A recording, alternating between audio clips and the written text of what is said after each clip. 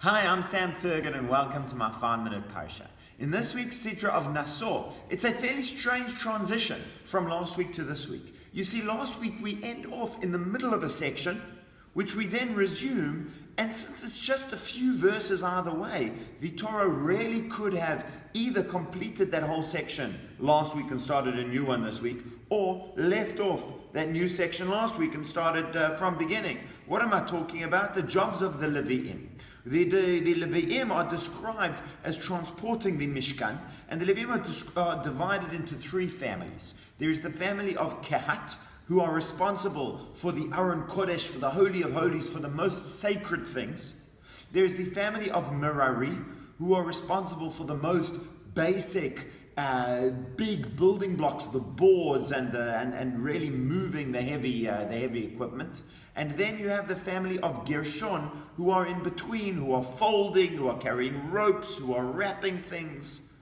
And you would expect that those three families would all be taught in the same parsha. And yet for some reason, in Bamidbar, we have the family of Kehat, that's the Holy of Holies. We have the family of Merari, that's the porters. And then the Sidra ends. We start a new week with the family of Gershon, with the family of those who are in between. And this is something that's bothered me for years, and I was privileged to see Rabbi Din Steinsaltz in his book Talks on the Parsha deals with this at length and gives a magnificent explanation.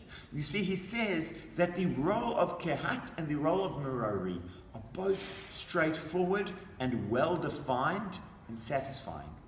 The role of Kehat is the holy people. The role of Kehat is carrying the Ark of Hashem. And that's not heavy duty work, as heavy as the Ark may or may not have been. Our sages told us that really the Ark carried itself. The Ark carried those who carried it. The mission of carrying the Ark is the mission of being a holy person. Then you have Merari. They carried the planks. They carried the heavy part. They were the ones who lifted and moved. Their job was, meaning they were to be plain, simple, good people. And he says you have these two groups of people in the world. You have those who aspire to holiness and greatness, and you have those who are content to be good, simple Jews. But then you have the third group, and that's the family of Gershon, who are those who are caught in the middle. They are not dealing in the Holy of Holies. They're dealing with holy things, but not that holy. But they're not dealing with simple porting. They're dealing with work that already has more complexity and more holiness than that. There are people who, on the one hand, do not feel that they have the potential, perhaps don't have the potential, perhaps simply are not ready for that kind of real deep investment in holiness. Yet at the same time, they are not simple people without deep spiritual ambitions, that they really have those spiritual ambitions.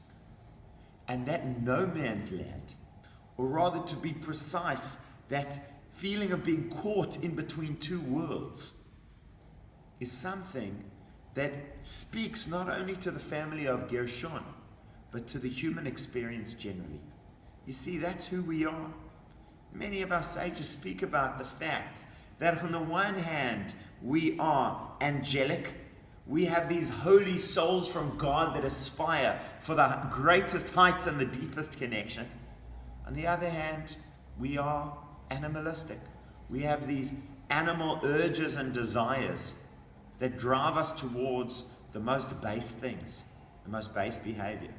And you look around at people in the world and you see people who live their lives with goodness and holiness and kindness, and they're angry. You see people who live like animals, terrible people, or even just completely self-focused people.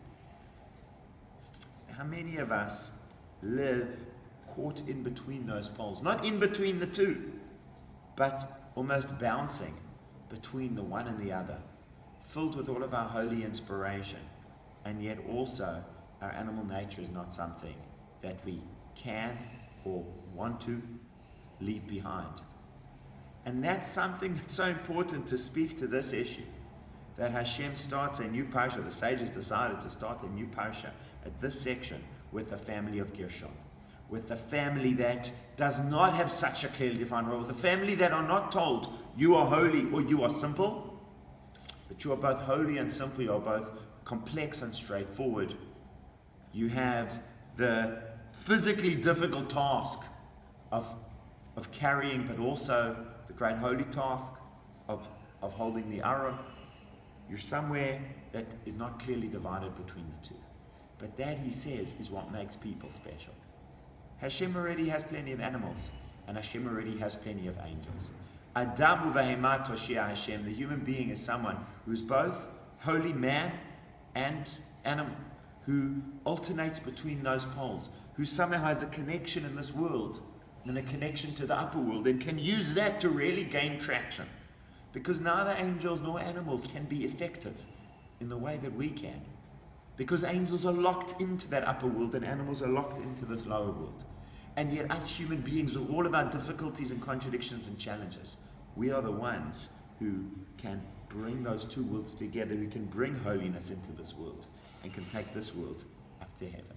Shabbat Shalom.